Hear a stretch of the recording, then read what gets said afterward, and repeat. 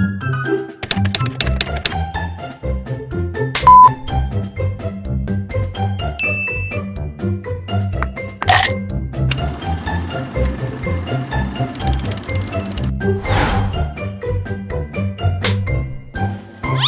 guys, jumpa lagi di channel gua.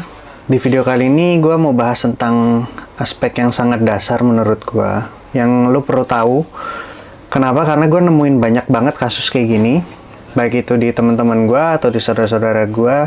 Rata-rata mereka semua punya masalah atau melakukan hal ini. Jadi menurut gua perlu bahas. Yang pertama adalah, kalau lu pernah lihat meme tentang saham, belanja saham versus belanja baju ya. Atau kalau misalkan gue cowok, mungkin beli sepatu gitu ya. Nah, lu akan menyadari bahwa ada hal yang aneh. Yaitu ketika kalau lu beli baju, misalkan di online gitu, lu akan compare banyak toko, jenis merek baju, kemudian tipe bajunya, harganya, ukurannya, dan sebagainya. Lu akan sangat teliti. Demikian juga sepatu. Kalau misalkan beli sepatu di mall, lihat misalkan ke Sport Station gitu ya, ada sepatu apa, misalkan Nike yang lagi diskon atau apa, nah lu akan buru-buru cari toko aslinya, siapa tahu ada diskon lebih besar. Atau misalkan lu ke Hoops atau kemana, nah lu berusaha compare harga yang terbaik. Itu untuk istilahnya untuk belanja mungkin yang ratusan ribu sampai juta. Tapi anehnya, kalau orang-orang itu misalkan mau beli saham, mereka malah nanya orang. Jadi mereka tanya, beli saham apa nih? Hari ini apa nih yang untung? Apa nih yang perlu dibeli? Dan sebagainya. Ironisnya adalah untuk uang yang untuk invest saham itu adalah mereka untuk uang masa depan. Tapi mereka mau bertanya ke orang. Mereka nggak mau, atau mungkin nggak punya waktu mungkin alasannya, atau nggak bisa, atau nggak ngerti. Tapi untuk hal-hal yang belanja baju dan sebagainya, mereka mau mempelajari itu lebih lanjut. Tapi kalau untuk saham, mereka nggak mau. Nah, gue nggak mau lulu pada kayak gitu. Kenapa? Karena itu uang masa depan, nyarinya itu susah. Gue ngupload video itu jarang, kenapa? Karena gue ada kerjaan yang lain. Jadi dari kerjaan yang itu, gue dapat uang, nah uang lebihannya itulah yang gue investasiin di saham. Jadi gue nggak mau sampai uang itu salah invest atau salah naro. Kalau lu tanya ke orang segala macam, ya mungkin tuh orang udah lu percaya dan sebagainya, mungkin boleh. Tapi alangkah baiknya kalau lu tetap mempelajari hal itu sendiri. Karena mau gimana pun itu adalah investasi lu sendiri, lu yang bertanggung jawab terhadap uang penghasilan lu itu. Itu poin yang pertama. Poin yang kedua, menurut gua ini sering banget adalah ketika kita invest ke saham, kita pelajarin itu saham, akan selalu ada orang-orang yang bilang, ini waktu itu contohnya kejadian di gua, ada saudara gue bilang gini, ya kalau mau invest saham mah, malah waktu itu dia bilangnya bukan invest, dia bilangnya main. Oh, kalau mau main saham mah jangan tanya ke dia, tanya aja ke yang ini, temen gua nih udah lebih lama. Oke. Gue mau jelasin ke lu kayak gini. Lu jangan merasa minder kalau lu misalkan baru mempelajari tentang saham. Karena kaya atau tidaknya seseorang atau sukses atau berhasilnya seseorang di investasi saham itu bukan dari seberapa lama dia main. Apalagi kalau katanya adalah main ya, bukan mempelajari.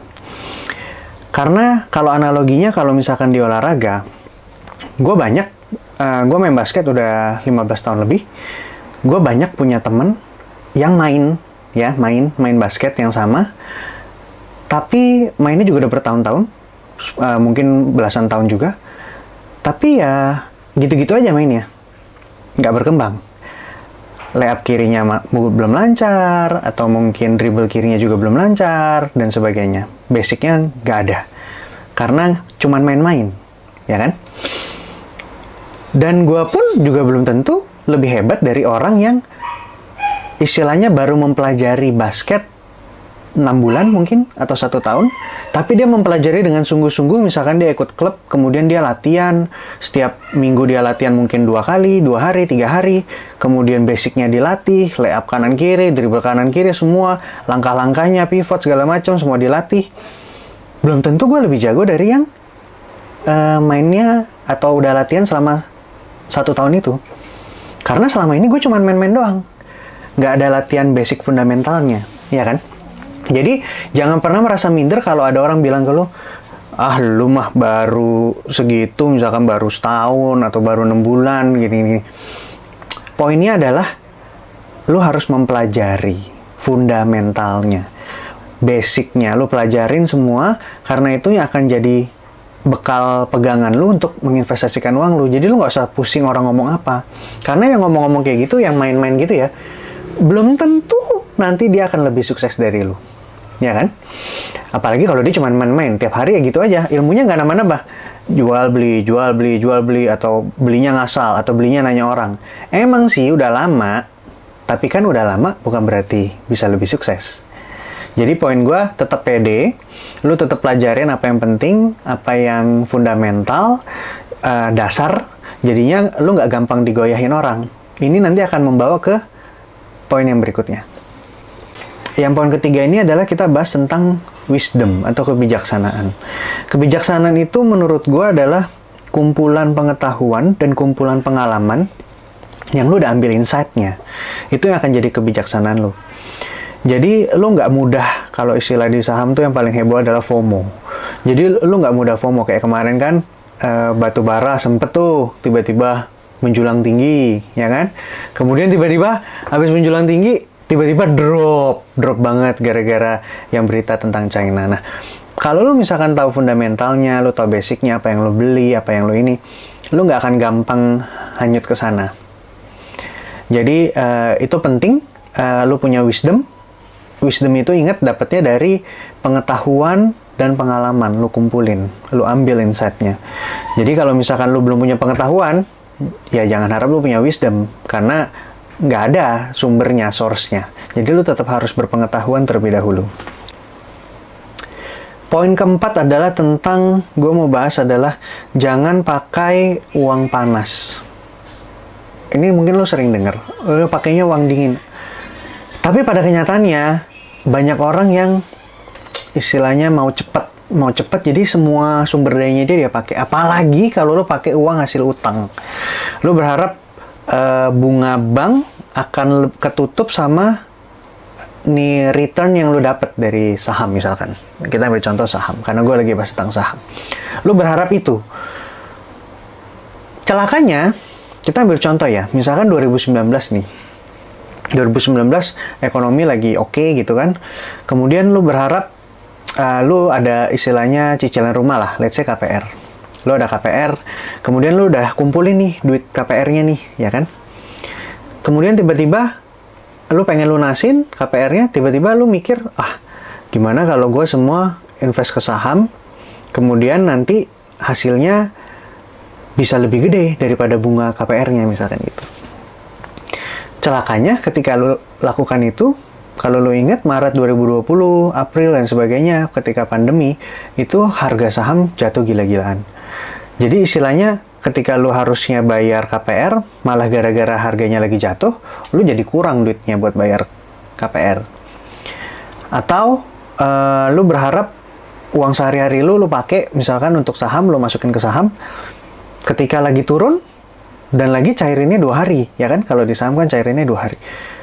Terus lu jadi nggak bisa makan, lu jadi nggak bisa belanja susu anak lu jadi nggak bisa, misalkan dia sakit ke dokter, lu jadi nggak bisa bayar dokternya. Jadi jangan pernah pakai uang panas, pakailah uang dingin. Ya, uang dingin itu adalah uang investasi yang memang lu alokasikan untuk investasi, mungkin bisa 30-40% dari penghasilan lu, yang tadinya mungkin lu mau beli buat properti gitu kan. Nah, lu bisa ambil pilihan lain saham atau ambil pilihan lain emas, itu bebas terserah sama lu. Jadi ambilnya dari situ, lu jangan ambil alokasi dari uang sehari-hari lu. Kalau misalkan di agama gua, kalau gua agama Kristen dan di gereja gua waktu itu ya diajarinnya adalah ada susu, ada madu.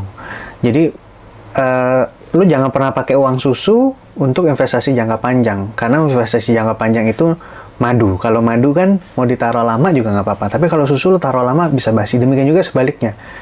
Lu jangan pakai yang buat madu lu habisin sekarang.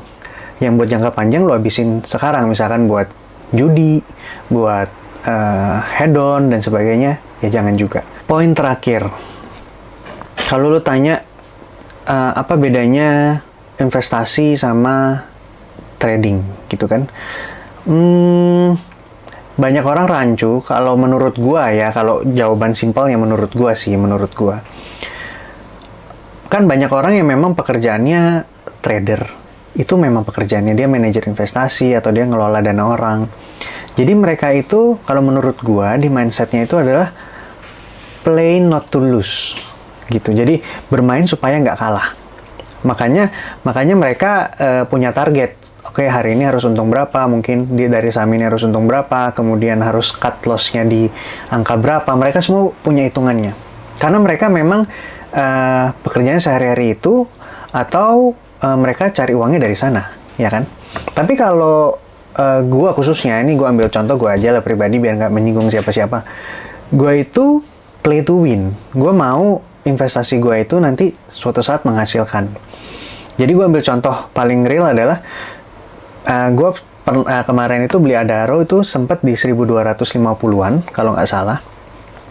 Kemudian pas yang lagi batu bara heboh-hebohnya itu sampai 50% ya dari yang gue beli itu, sampai 50% lebih returnnya, itu gue nggak jual. Padahal banyak orang bilang jual aja. Lumayan tuh hasilnya bisa buat ini. Cuman gue, karena gue ada hitungannya, jadi gue tuh aim nggak segitu gitulah. Jadi gue ada hitungannya, ada Excelnya. Nanti video-video selanjutnya mungkin gue akan share Excel gue kayak gimana. Jadi gue berdasarkan itu. Jadi gue nggak gitu tertarik karena belum mencapai angka yang gue mau gitu kan, kira-kira gitu. Nah, demikian juga kemarin pas turun, semua orang pada bilang, jual tuh udah tinggal segini, jual cepetan daripada nanti turun, Cina udah ini, bla bla bla segala macam. Tetap gue juga karena gue ada perhitungannya, gue tahu dasarnya, jadi gue nggak terlalu khawatir. Malah ketika lagi turun-turun itu, gue malah window shopping, gue malah lihat-lihat apa lagi yang bagus dan sebagainya. Jadi kalau menurut gue itu bedanya yang play to win sama play not to lose.